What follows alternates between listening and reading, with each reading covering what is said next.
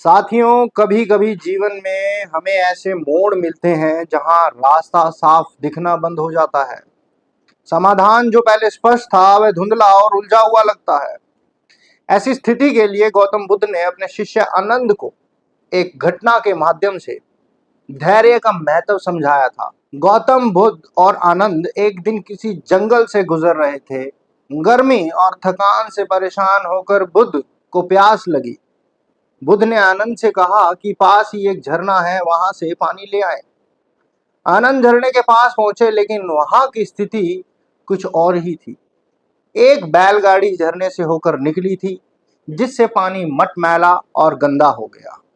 निराश होकर आनंद लौट आए और बुद्ध को बताया कि पानी पीने योग्य नहीं है। बुद्ध मुस्कुराए और बोले, तुम वहां वापस जाओ और कुछ देर किनारे पे बैठ जाओ। आनंद ने गुरु की बात मानी और झरने के पास जाकर शांत होकर बैठ गए। थोड़ी ही देर में गंदगी नीचे बैठने लगी और पानी साफ दिखने लगा। आनंद ने साफ पानी भरा और बुद्ध के पास लौट आए। बुद्ध ने बड़े ही शांत स्वर में कहा, जीवन में कई बार ऐसा होता है जब परिस्थितियां इतनी गड़बड़ा जाती हैं कि हमें कुछ समझ नहीं आता। उस समय अगर हम भी परेशान हो जाएं और प्रतिक्रिया देने लगे तो चीज और बिगड़ जाती है। लेकिन अगर हम शांत रहें, धैर्य रखें, तो समय के साथ परिस्थितियां साफ होने लगती हैं और हम सही निर्णय ले पाते हैं, पॉजिटिव भाव के साथ आगे बढ़ते हैं।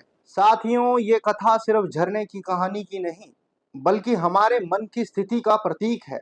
जब जीवन में कोई परेशानी आती है तो हमारा मन भी उस गंदे पानी की तरह अस्थिर हो जाता है।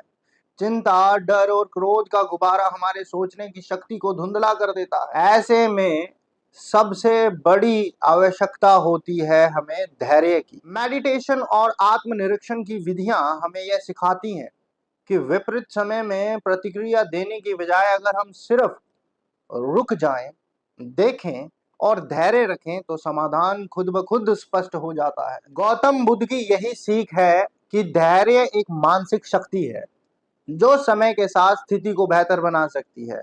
जिस तरह शांत जल में आप अपनी परछाई साफ देख सकते हैं, वैसे ही शांत मन में समाधान स्वयं प्रकट होता है।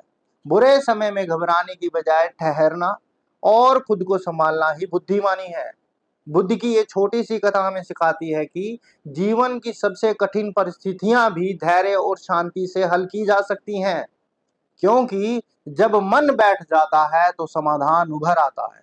आशा करता हूं आप लोगों को ये जानकारी लाभदायक लगी हो। लाभदायक लगी तो मेरे चैनल को सब्सक्राइब करें, लाइक कमेंट करते रहें और हाँ, बेल आइकन को दबाना मत भूलिएगा, ताकि आपको आने वाले नोटिफिकेशंस ऐसे ही रेगुलर मिलते रहें।